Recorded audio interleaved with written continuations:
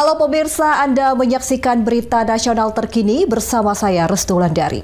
Pemirsa, kali ini kami akan mengajak Anda untuk mengetahui informasi terkini dari berbagai isu yang terjadi di dalam maupun di luar wilayah Indonesia. Dan berikut informasinya untuk Anda.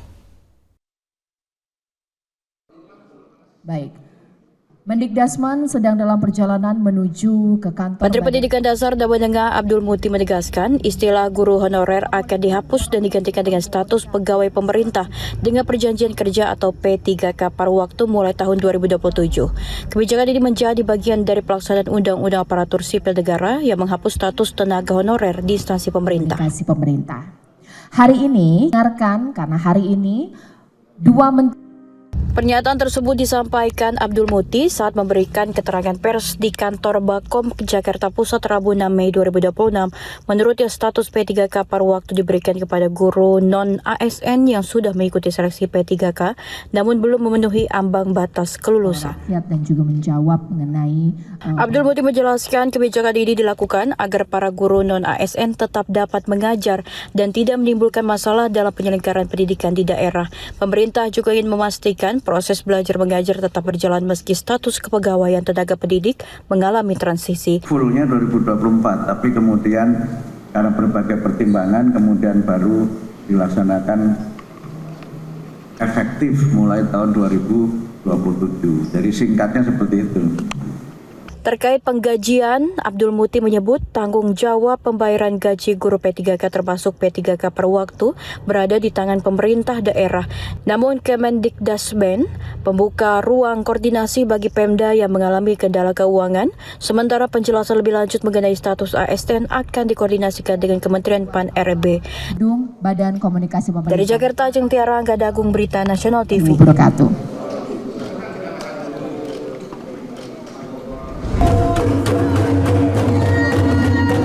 Kehadiran Kaesang di Papua menjadi bagian dari agenda konsolidasi internal partai yang sekaligus menunjukkan keseriusan PSI dalam memperkuat basis dukungan di wilayah timur Indonesia.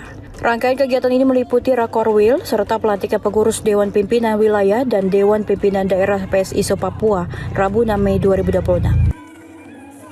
Kaesang diketahui memiliki kedekatan emosional dengan Papua setelah sebelumnya juga mengunjungi sejumlah daerah seperti Manokwari dan Sorong. Kunjungan tersebut menjadi bagian dari upaya memperkuat komunikasi dan soliditas dengan para kader di daerah. Dalam kesempatan itu, Kaesang menyampaikan optimisme terhadap masa depan partai dengan menilai bahwa peluang kemenangan PSI pada pemilu 2029 semakin terbuka. Hal ini didasari oleh meningkatnya militansi dan soliditas kader di berbagai wilayah termasuk Papua. Kaesang juga mengungkapkan telah melakukan komunikasi dengan Joko Widodo terkait minat masyarakat Papua yang masih menantikan kehadirannya. Rencana kunjungan ke Papua disebut tinggal menunggu koordinasi lebih lanjut dengan pihak terkait. Pelantikan pengurus DPW dan DPD PSI se-Papua menjadi langkah strategis dalam memperkuat struktur organisasi partai di tingkat daerah. Selain itu, langkah ini bertujuan untuk memperluas jangkauan politik partai di kawasan timur Indonesia yang dinilai memiliki potensi besar. Tapi ini rasanya kekuatan PSI yang baru sekarang ini baru berasa. Saya ini selalu senang, nggak tahu kenapa selalu senang ketika datang ke Papua. Kemarin ke Manokwari, Sorong, hari ini ke Jayapura. Rasanya itu berbeda ketika berjabat tangan dengan kader-kader yang ada di sini semua. Rasanya itu militansinya itu gila semua teman-teman di sini itu. Jadi saya rasa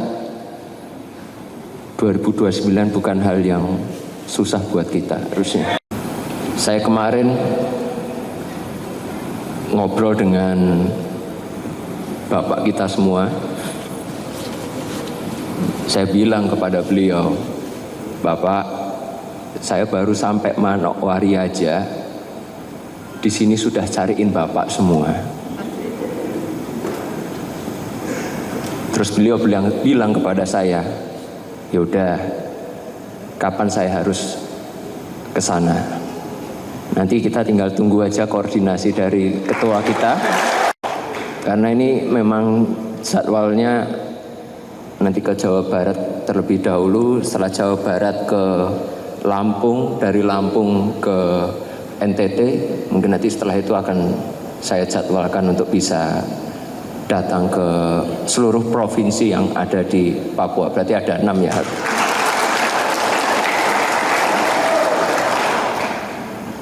Saya rasa dan setiap kali saya kemarin datang dari mana di Manokwari dan Sorong, bukan hampir, semuanya yang ditanyakan hanya Pak Jokowi. Nggak ada yang kangen saya, Pak. Tapi ini mungkin memang bukan mungkin ya. Ini memang kehadiran beliau semasa beliau menjabat datang ke Papua sekitar 17 atau 18 kali. Berarti saya harus bisa lebih dari itu supaya teman-teman ingat pada saya. Jadi kan bukan kok ya Mas salam ya buat Pak Jokowi, kok nggak ada yang buat salam buat saya gitu. Tapi nggak apa-apa, toh semua kecintaan itu juga berlanjut untuk partai yang kita sayangi ini semua. Walaupun yang hadir di sore hari ini hanya 67%, hanya 64 DPC, itu juga karena keterbatasan akses yang ada di Papua. Oleh karena itu, saya memang tidak menjabat apapun. Saya bukan presiden, saya bukan wakil presiden, tapi saya punya komitmen. Saya akan menggunakan segala kekuatan yang saya punya supaya keberlanjutan infrastruktur yang ada di Papua ini bisa terus berlanjut. Melalui rangkaian kegiatan ini, PSI menargetkan penguatan organisasi yang lebih solid dan terstruktur sehingga mampu menjadi kekuatan politik yang kompetitif dalam menghadapi pemilu 2029 mendatang. Dukungan dari kader di daerah diharapkan menjadi salah satu faktor kunci dalam mencapai target tersebut. Dalam rangka menjemput Dari Jayapura, Papua, Tim Liputan Berita Nasional TV. Demikian berita nasional terkini, saya Restu Wulandari pamit dan sampai jumpa.